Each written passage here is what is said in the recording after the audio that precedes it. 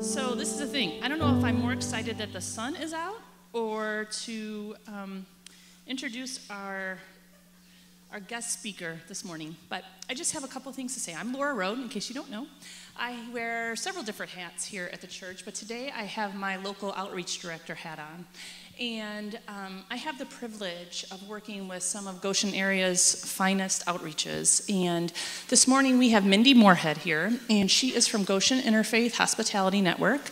I know she presented to us last year at a ladies' breakfast, and we really enjoy her. And I can go on and on and on about her. She's very humble. She has the biggest servant's heart.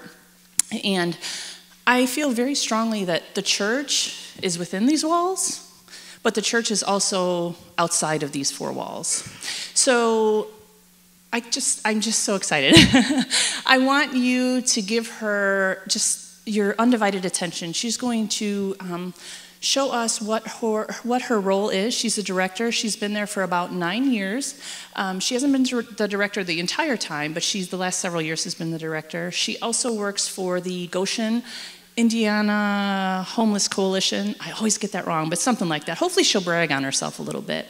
But I actually have a scripture that I want to read this morning.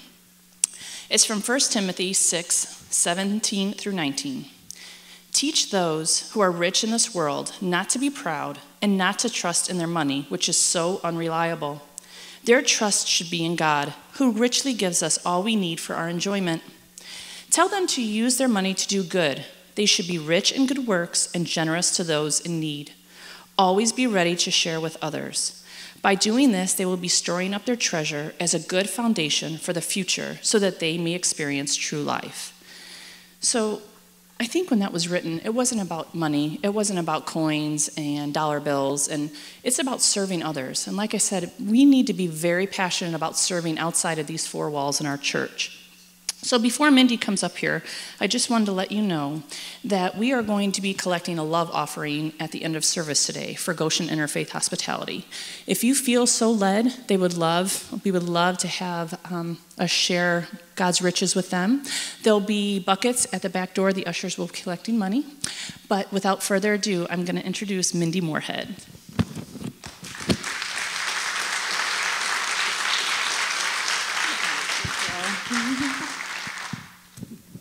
Good morning. Thank you for having me. Bear with me. I have a cold. So like Laura said, I'm the director of Interfaith. For those of you who don't know what we are a family shelter. So we take single dads, single moms, anyone with minor age children, and we also take single females now. We have the whole second floor of St. Mark's United Methodist Church. And at the end of my presentation, you will see pictures of what our site looks like. But we work with churches to come in from 5 o'clock in the evening till 10 o'clock in the evening. So there's no staff there. It's just volunteers from area churches. We rotate, so it's Sunday through Saturday. Community Church of Waterford is taking 3 weeks this year. It's a great way to just show our guests how much they're loved by the community, for you to come in and spend time with them. Some of you in here have already done this a few times last year, and our guests have really enjoyed it. You've done crafts with them and just spent quality time with the kids. And so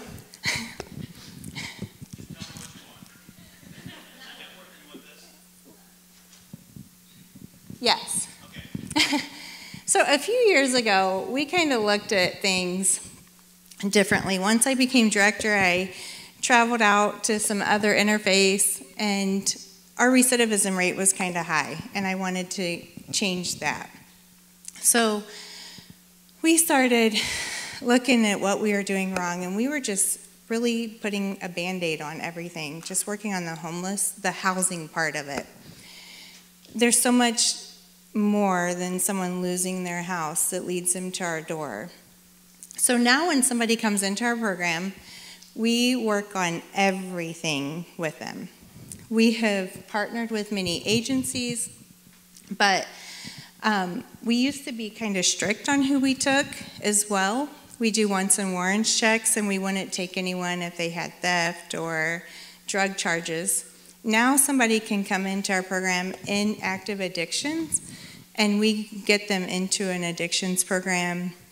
The only thing that really keeps them out of our program is arson or a child abuse or a rape charge. So other than that, it's a case-by-case basis, but it's really, we haven't turned anyone away in the last year and a half for charges other than that. So we keep our doors locked all the time, so if you come to our facility, you have to ring a doorbell. That was kind of new.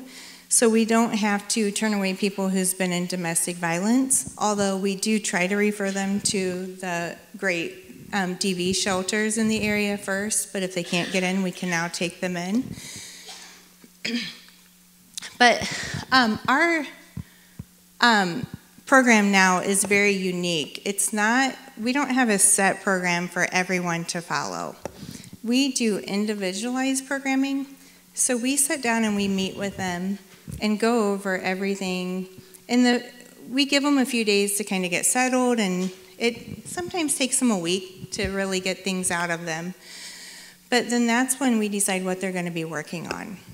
They don't have to look for work right away. It just kind of depends. Oakland comes in within the first 48 hours and meets with them. We do an assessment, and then whether they have mental illness, whether they are treating that mental illness, we don't care. We have the PATH team at Oakland come in and do this assessment. And we've partnered with many other places to help our guests now. So if they, the addictions, they can choose between Maple City and Vista or Oakland. We work with 2 banks now. All of our guests take financial management classes, and we do parenting classes. We are working on everything in their life to make it, to hopefully when they leave our program, they won't need a shelter again. But our stays are 30 days, so as long as they are making progress, and it can be very little progress. One of our guests, we just celebrated 9 days of being clean last Thursday. So if they're making any progress at all, they get an extension. And those extensions can now be for 2 years. So we also work with employers now who, for people who aren't used to making it to work on time or every day, we have worked with GDC, Wheeland Design, and 2 plants out of Lippert that will actually hire them, and with more understanding that sometimes anxiety gets in the way or other little things get in the way that prevent them from going to work. So they're more successful.